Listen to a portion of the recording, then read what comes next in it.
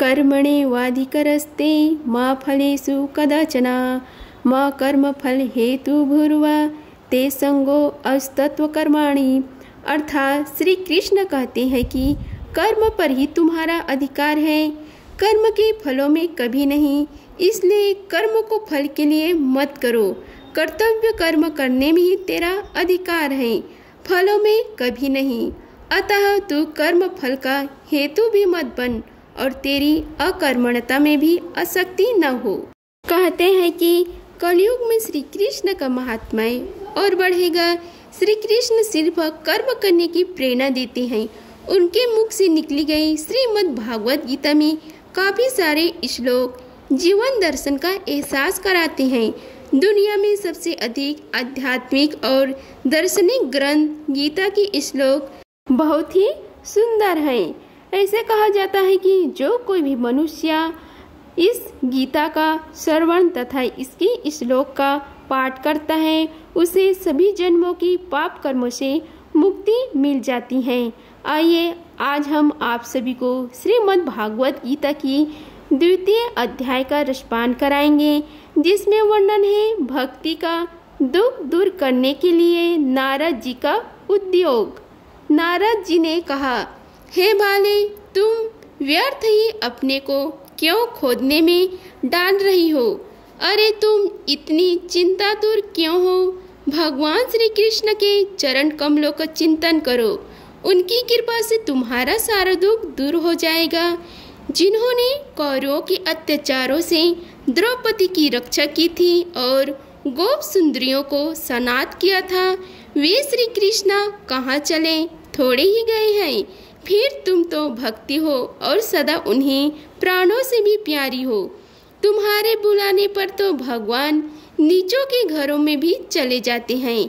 सत्य, त्रेता और द्वापर, इन तीनों युगों में ज्ञान और वैराग्य मुक्ति के साधन थे, किंतु कलयुग में तो केवल भक्ति ही ब्रह्मस्य युज्म मोक्ष की प्राप्ति कराने वाली है। यह सोचकर ही परम नंदनी चिंता मूर्ति ज्ञान स्वरूप श्री हरि ने अपने सत्य स्वरूप से तुम्हें रचा है। तुम साक्षात श्री कृष्ण चंद्र की प्रिया और परम सुंदरी हो। एक बार जब तुमने हाथ जोड़कर पूछा था कि मैं क्या करूं, तब भगवान ने तुम्हें यही आज्ञा दी थी कि मेरे भक्तों का पोषण करो। तुमने भगवान की वह आज्ञा स्वीकार कर ली। इससे तुम पर श्रीहरि बहुत प्रसन्न हुए और तुम्हारी सेवा करने के लिए मुक्ति को तुम्हें दासी के रूप में दे दिया और इन ज्ञान वैराग्य को पुत्रों के रूप में तुम अपने साक्षात स्वरूप से वैकुंठ धाम में ही भक्तों का पोषण करती हो। भूलोक में तो तुमने उनकी पुष्टि के लिए केवल छाया रूप धारण कर रखा है। तब तुम मुक्ति, ज्ञान और वैराग्य को साथ लिए पृथ्वी तल पर आई और सतयुग से द्वापर पर्यंत बड़े आनंद से रही। कलयुग में तुम्हारी दासी मुक्ति पाखंड रूप रोग से पीड़ित होकर क्षीण होने लगी थी, इसलिए वह तो तुरंत ही तुम्हारी आज्ञा से वैकुंठ लोक को चली गई। इस लोकों में भी तुम्हारी स्मरण करने से ही वह आती हैं और फिर चली जाती हैं, किंतु ज्ञान और वैराग्य को तुमने पुत्र मानकर अपने पास ही रख छोड़ा है। फिर भी कलयुग में इनकी उपेक्षा होने के कारण तुम्हारे ये पुत्र उत्साहहीन और वृद्ध हो गए हैं। फिर भी तुम चिंता न करो, मैं इनके नव जीवन का उपाय सोचता हूँ। सुमुखी कलिके के समान कोई भी युग नहीं है। इस युग में मैं तुम्हें घर घर में प्रत्येक पुरुष के हृदय में स्थापित कर दूंगा। देखो, अन्य सब धर्मों को दबाकर और भक्ति विषयक महा उत्सव को आगे रखकर यदि मैंने लोक में तुम्हारा प्रचार न किया तो मैं श्री हरि का दास नहीं। इस कली युग में जो जीव तुमसे युक्त होंगे वे पापी होने पर भी व्यक्त के भगवान श्री कृष्ण के अभय धाम को प्राप्त होंगे तथा जिनके हृदय में निरंतर प्रेम रूपणी भक्ति निवास करती है वे शुद्धांत कारण पुरुष स्वप्न भी यमराज को नहीं देखते। जिनके हृदय में भक्ति महारानी का निवास है, उन्हें प्रेत, पिशाच, राक्षस या दैत्य आदि स्पर्श करने में भी सामर्थ्य नहीं हो सकते। तब वेद अध्ययन, ज्ञान और कर्म आदि किसी भी साधन से भगवान वश में नहीं किए जा सकते। वे केवल भक्ति से ही वशीभूत होते हैं। इसमें गोपी जन प्रमाण है। मनुष्य का सहस्त्र जन्म के पूर्ण प्रताप से भक्ति में अनुराग होता है। कलि युग में केवल भक्ति ही सार है। भक्ति से तो साक्षात श्री कृष्ण चंद्र सामने उपस्थित हो जाते हैं। जो लोग भक्ति से द्रोह करते हैं वे तीनों लोकों में दुख ही दुख पाते हैं। पूर्व काल में भक्त का तिरस्कार करने वाले दुर्वासा ऋषि को बड़ा कष्ट उठाना पड़ा था। बस व्रत, तीर्थ, योग, यज्ञ और ज्ञान चर्चा आदि बहुत से साधनों की कोई आवश्यकता नहीं है। एकमात्र भक्ति ही मुक्ति देने वाली है। सूत जी कहते हैं कि इस प्रकार नारद जी के निर्णय किए हुए अपने महात्म्य को सुनाकर भक्ति के सारे अंग पुष्ट हो गए और वे उनसे कहने लगी। भक्ति ने कहा, हे नारद जी, आप धन्य हैं। आपकी मुझ में निश्चित प्रीति है। मैं सदा आपके हृदय में रहूंगी, कभी आपको छोड़कर नहीं जाऊंगी। हे साधु, आप बड़े कृपालु हैं। आपने क्षण भर में ही मेरा सारा दुख दूर कर दिया, किंतु अभी मेरे पुत्रों में चेतना नहीं आई है। आप इन्हें शीघ्र ही सचेत कर दीजिए तथा जगा दीजिए। सूत जी कहते हैं कि भक्ति के ये वचन सुनकर नारद जी को बड़ी करुणा आई और वे उन्हें हाथ से हिला डुलाकर जगाने लगी। फिर उनके कान के पास मुख लगाकर जोर से कहा, ओ ज्ञान, जल्दी जाग पड़ो। ओ वैराग्य, जल्दी जाग पड़ो। फिर उन्होंने वेद ध्वनि, वेद घोष और बार बार गीता पाठ करके उन्हें जगाया। इससे वे जैसे तैसे बहुत जोर लगाकर उठे, किंतु आलस्य के कारण वे दोनों जम्हाई लेते रहे। नेत्र उघाड़ कर देख भी नहीं सके। उनके बाल बगुलों की तरह सफेद हो गए थे। उनके अंग प्रायः सूखे कंड के समान निस्तेज और कठोर हो गए थे। इस प्रकार भूख प्यास के मारे अत्यंत दुर्बल होने के कारण उन्हें फिर से सोते देख नारद जी को बड़ी चिंता हुई और वे सोचने लगे, अब मुझे क्या करना चाहिए। इनकी यह नींद और इसमें भी बढ़कर इनकी वृद्धा अवस्था कैसे दूर हो। कनक जी इस प्रकार चिंता करते करते वे भगवान का स्मरण करने लगे। उसी समय यह आकाशवाणी हुई कि हे मुने, खेद मत करो, तुम्हारा यह उद्योग निसंदेह सफल होगा। देवर्षि, इसके लिए तुम एक सत्कर्म करो। वह कर्म तुम्हें संत शिरोमणि महा अनुभव बताएंगे।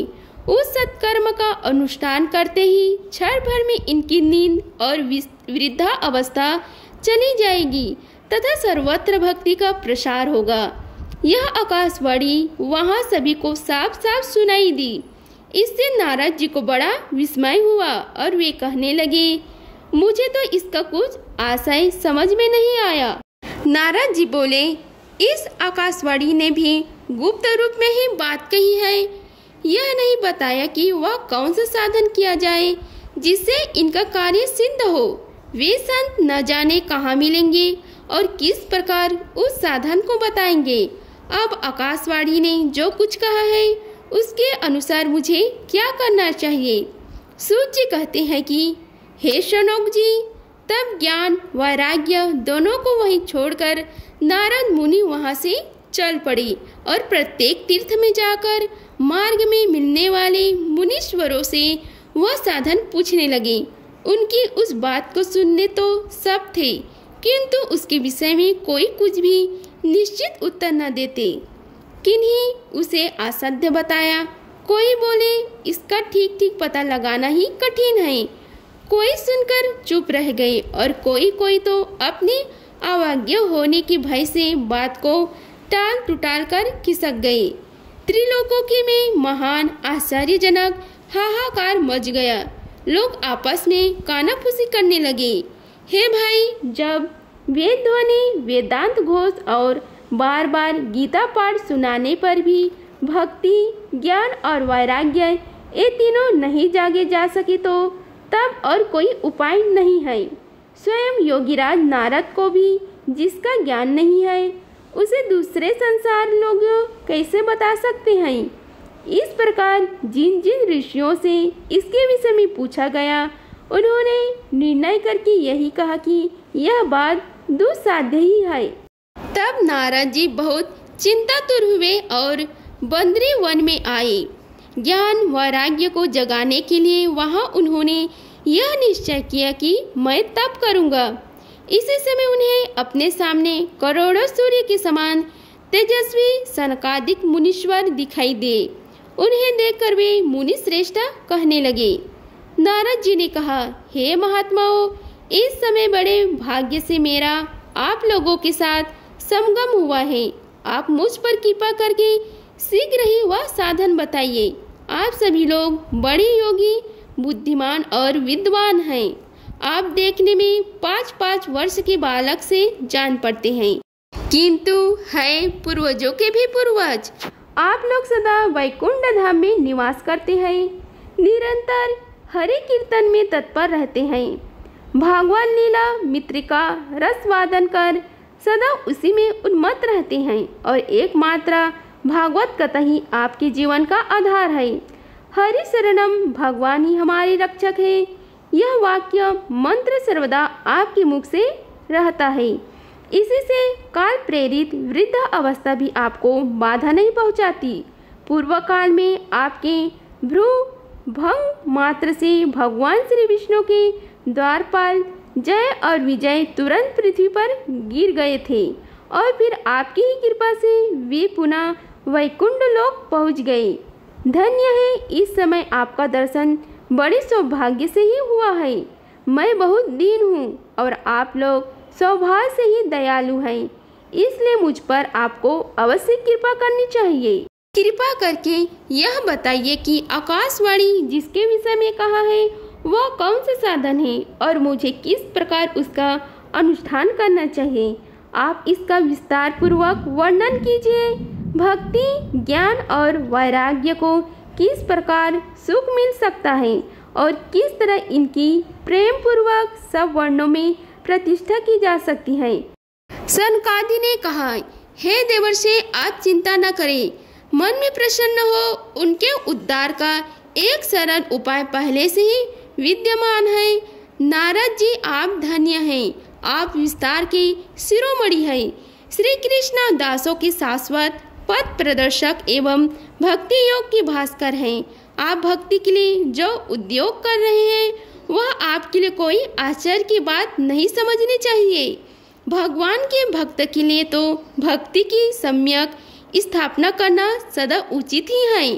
ऋषियों ने संसार में अनेकों मार्ग प्रकट किए हैं, किंतु वे सभी कष्ट साध्य हैं और परिणाम में प्रायः स्वर्ग की ही प्राप्ति कराने वाले हैं। अभी तक भगवान की प्राप्ति कराने वाला मार्ग तो गुप्त ही रहा है। उसका उपदेश करने वाला पुरुष पर्याय भाग्य से ही मिलता है। आपको आकाशवाणी ने जिस सत्कर्म का संकेत किया है उसे हम बतलाते हैं। आप प्रसन्न और समचित्त होकर सुनिए। हे नारद जी, द्रव्य यज्ञ, तपोयज्ञ, योग यज्ञ और स्वाध्याय रूप ज्ञान यज्ञ, ये सब तो स्वर्ग आदि की प्राप्ति कराने वाले कर्म की ही है और संकेत करते हैं। पंडितों ने ज्ञान यज्ञ को ही सत्कर्म मुक्तिदायक कर्म का सूचक माना है। वह श्रीमद् भागवत का पारायण है, जिसका गान सुख आदि महाभवनों से किया गया है। उसके शब्द सुनने से ही भक्ति, ज्ञान और वैराग्य को बड़ा बल मिलेगा। इससे ज्ञान वैराग्य का कष्ट मिट जाएगा और भक्ति को आनंद मिलेगा। सिंह की गर्जना सुनकर जैसे भेड़िया भाग जाते हैं, उसी प्रकार श्रीमद् भागवत की ध्वनि से कली युग की सारे द्वेष नष्ट हो जाते हैं। तब प्रेम रस प्रभावित कराने वाले भक्ति, ज्ञान और वैराग्य को साथ लेकर प्रत्येक घर और व्यक्ति के हृदय में घृणा करेगी। नारद जी ने कहा, मैंने वेदांत की ध्वनि और गीता पाठ करके उन्हें बहुत जगाया, किंतु फिर भी भक्ति, ज्ञान और वैराग्य ये तीनों नहीं जागी। ऐसी स्थिति में श्रीमद् भागवत सुनाने से वे कैसे जागेंगे, क्योंकि उस कथा के प्रत्येक श्लोक और प्रत्येक पद में भी वेदों का ही तो सारांश है। आप लोग शरणागत वात्सल्य हैं तथा आपका दर्शन कभी भी व्यर्थ नहीं होता, इसलिए मेरा यह संदेश दूर कीजिए, इस कार्य में विलंब न कीजिए। सनकादि ने कहा, श्रीमद् भागवत गीता की कथा वेद और उपनिषद के सार से बनी है, इसलिए उनसे अलग उनकी फल रूपी होने के कारण वह बड़ी उत्तम जान पड़ती है। जिस प्रकार रस वृक्ष की जड़ से लेकर शाखा पर्यंत रहता है, किंतु इस स्थिति में उसका आस्वादन नहीं किया जा सकता, वही जब अलग होकर फल के रूप में आ जाता है तब संसार में सभी को प्रिय लगने लगता है। दूध में घी रहता ही है, किंतु उस समय उसका अलग स्वाद नहीं मिलता, वही जब उससे अलग हो जाता है तब देवताओं के लिए भी स्वाद वर्धक हो जाता है। खाद एक के ओर छोर और बीच में भी व्याप्त रहती है, तथापि अलग होने पर उसकी कुछ और ही मिठास होती है। ऐसे ही यह भागवत की कथा है। यह भागवत पुराण वेदों के समान है। श्री व्यास देव ने इसे भक्ति, ज्ञान और वैराग्य की स्थापना के लिए प्रकाशित किया है। पूर्व काल में जिस समय वेदांत के परगामी और गीता के भी रचना करने वाले भगवान व्यास देव खिन्न होकर अज्ञान समुद्र में गोते खा रहे थे, उस समय आपने ही उन्हें 4 श्लोकों में इसका उपदेश किया था। उसे सुनते ही उनकी सारी चिंता दूर हो गई थी। फिर इसमें आपको आश्चर्य क्यों हो रहा है जो आप हमसे प्रश्न कर रहे हैं? आपको उन्हें शोक और दुख का विनाश करने वाला श्रीमद् भागवत पुराण ही सुनाना चाहिए। श्री नारद जी ने कहा, हे महानुभावों, आपका दर्शन जीवों के संपूर्ण पापों को तत्काल नष्ट कर देता है और जो संसार दुख रूप दानव नल से तपे हुए हैं उन पर शीघ्र ही शांति की वर्षा करता है। आप निरंतर सेठ जी की सहस्त्र मुखों से गाए हुए भागवत कथा मित्रता का ही पान करते रहते हैं।